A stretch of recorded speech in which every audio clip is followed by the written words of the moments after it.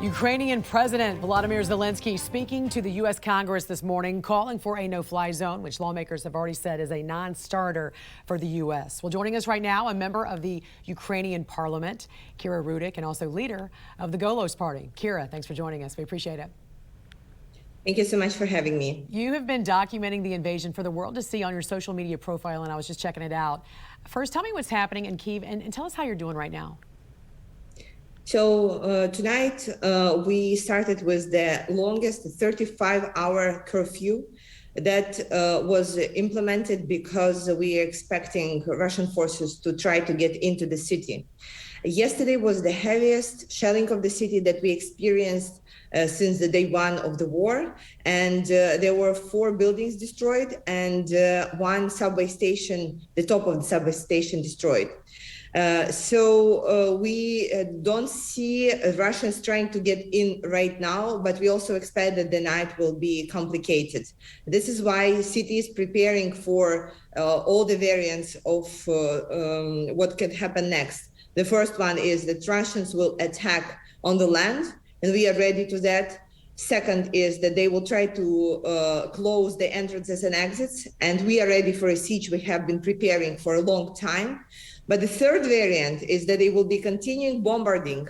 There is nothing that we can do about this. There is literally nothing that I or my resistance team or any Kyiv citizens can do about. And this is why we are pleading for a no-fly zone or any variant of no-fly zone, because it's out of our control. There is nothing you can do when there is a missile or bomb coming into your home. You can be training, you can be very ready to fight Russians. You can have enough supplies to survive like a month-long siege. But once they are just bombarding our cities, there is nothing we can do. And moreover, there is no money in the world that we can buy the necessary equipment, necessary jets for. This is why we do need support. And this is why President Zelensky will be pleading today to US Congress. He will be saying the same thing, that this is critical for our survival. This is what we need. Let's try and figure out what would be the way to get us with the necessary equipment.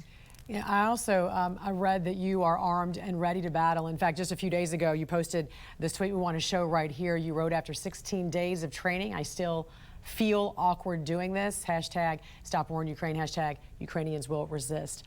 You know, it's so hard for us to understand what you guys are going through. What has it been like to essentially train and be a soldier ready to fight and kill in the midst of this war? Well, I made this decision on the day one of the war, and I haven't changed it since that time.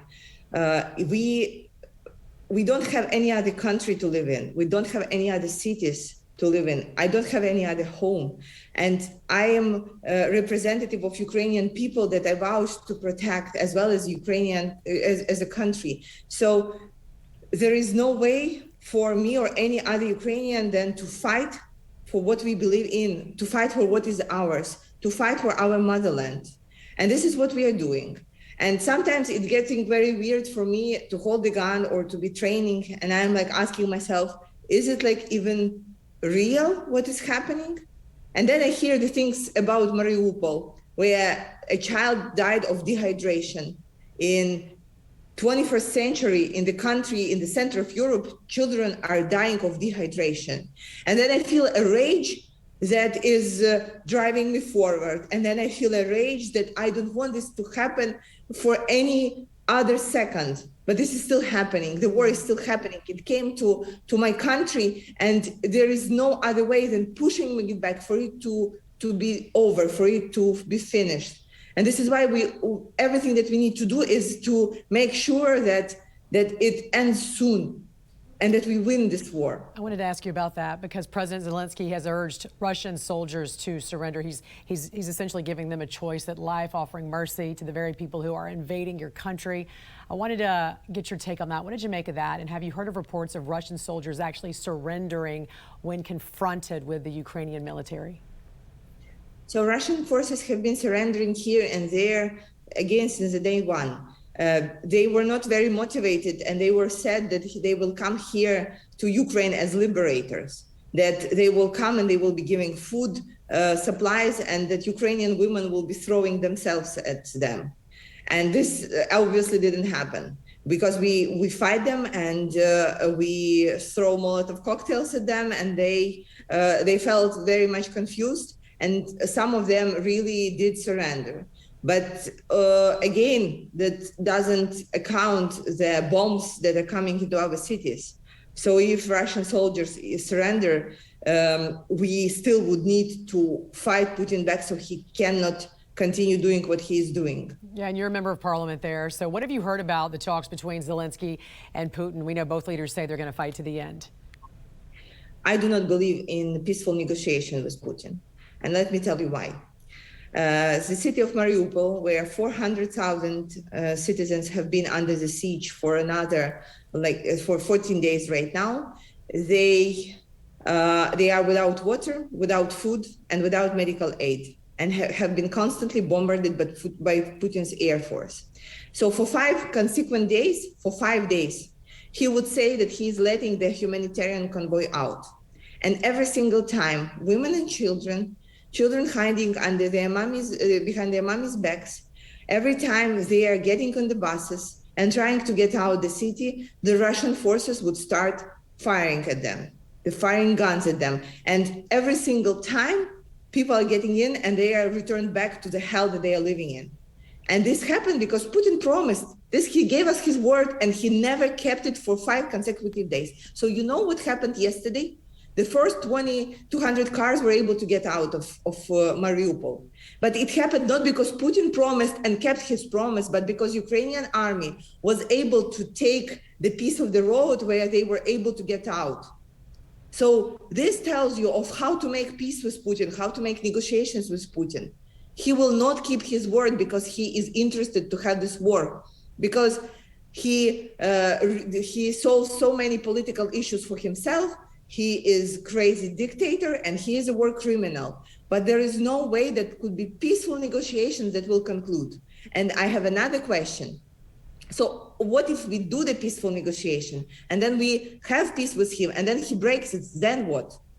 And if NATO is not ready to fight him right now, or would they be ready to fight him after the peace is broken? I don't think so. So I don't believe in having the peace discussions, the negotiations and peace agreements with him. It's pointless. Hasn't worked. But certainly hasn't worked so far for you, Kira. I'm just curious, do you have children? And if so, where's your family right now? Or nieces or nephews? I'm not, as a person who is on Putin's kills list, I'm not allowed to talk about my family. I'm sorry. That's fine. And I appreciate you telling me that.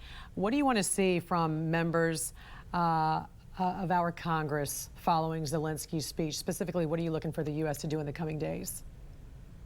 I'm looking for U.S. to revise the no-fly zone decision that has been made, or to figure out a separate way of providing Ukraine with additional weaponry that we need. These jets that we do need to get, so we will be able to create a no-fly zone for ourselves.